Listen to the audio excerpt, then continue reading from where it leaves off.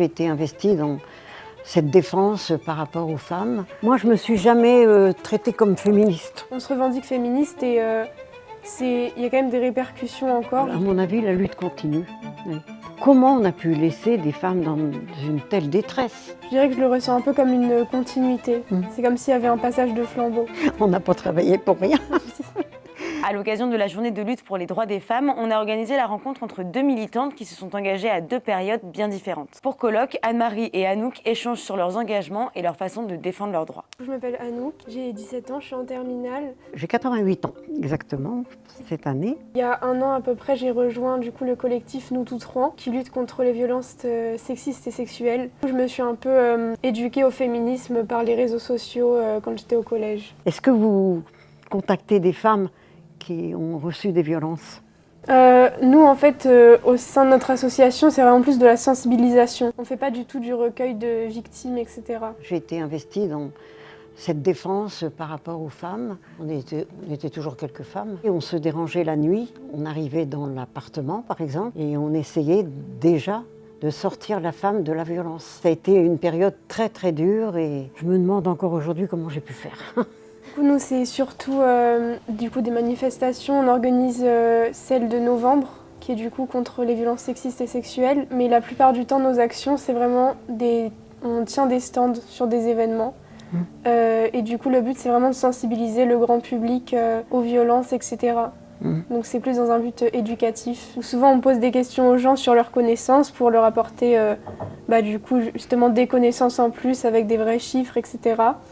Et puis aussi, on prépare des prises de parole, notamment lors des manifestations, etc. Comment vous avez eu envie de vous engager? C'est parce que je vivais dans un quartier où régulièrement les femmes étaient frappées et en fait elles ne se défendaient pas. Je me souviens, je voyais de ma fenêtre par exemple une femme qui montait, qui descendait, c'est-à-dire par les coups. Donc j'ai traversé la rue, je suis allée dans son immeuble, j'ai frappé et c'est là que le bonhomme, lui, torse nu, vous savez, mais vraiment...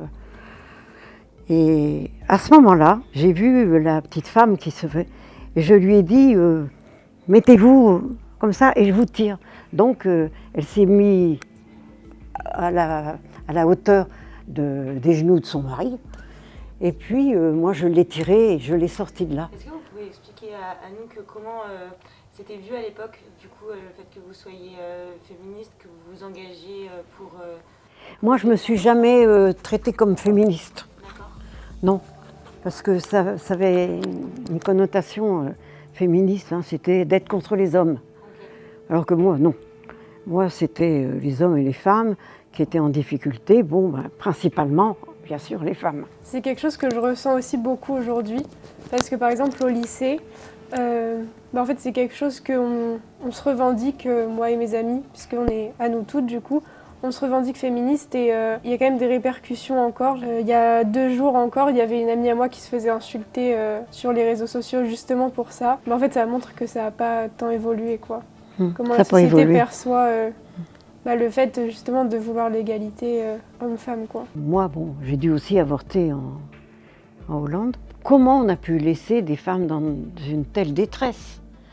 Quand on voyait les cars qui se remplissaient pour que les femmes aillent avorter, donc elles savaient qu'il y avait un départ là-bas, elles y allaient, elles ne savaient pas où elles allaient. Hein. C'était, quand j'y repense, quelle détresse! Vous savez, ça me donnerait envie de pleurer, de les voir, comment elles étaient seules. J'étais au planning familial, et au planning familial, c'est là où on recevait beaucoup des femmes qui demandaient souvent... un avortement. On a créé quand même un service pour que les femmes qui voulaient avorter soient bien reçues. Elles étaient préparées, elles étaient accueillies et après, elles étaient suivies. Ça a été un gros travail qu'on a fait au planning familial. Et après avoir fait tout ça, qu'est-ce que ça vous fait aujourd'hui qu'on remette encore en question ce droit? Alors, moi je dis qu'on n'a pas gagné.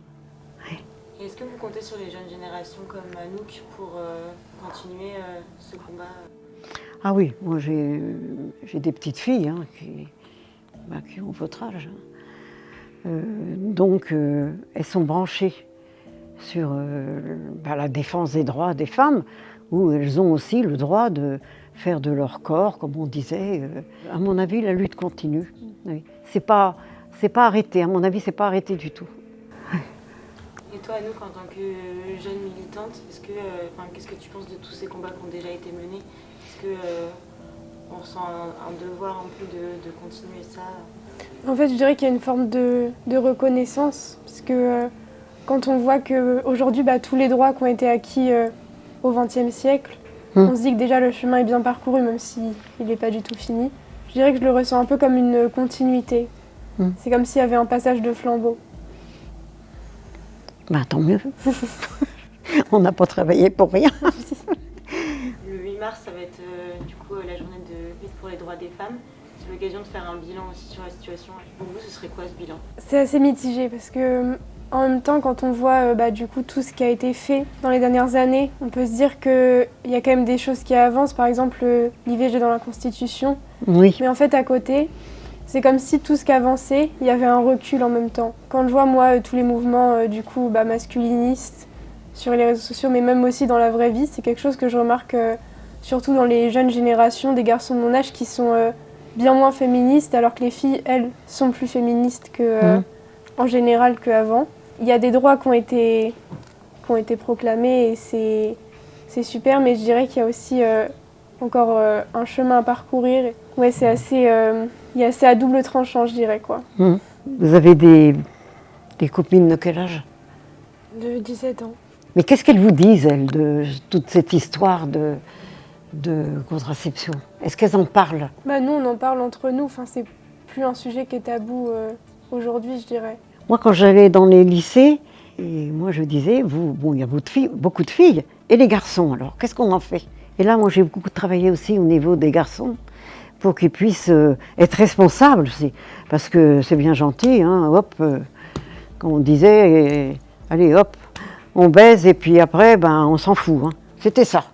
C'était vulgaire, mais c'était comme ça. Vous avez quand même des responsabilités. C'était toujours le mot responsable qu'il fallait que les jeunes entendent. Je dirais que ça reste quand même quelque chose qui est beaucoup plus porté, que les femmes doivent beaucoup plus porter en elles.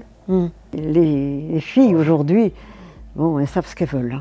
C'est elles qui parlent de la contraception avec leurs mecs. Oui. Donc, ils ne peuvent plus faire n'importe quoi. Moi, je dis que c'est une avancée. Est-ce que ça continue à se faire? Oui. Le fait d'éduquer, du coup, les... Oui. Les garçons, oui. Déjà, les garçons aussi. C'est toujours quelque chose qui est fait. On a toujours des cours d'éducation à la vie sexuelle, etc. Tant mieux. Alors, donc, le relais a été pris, alors? Oui, mais il reste du chemin à faire quand même. Ça, vous n'avez pas fini.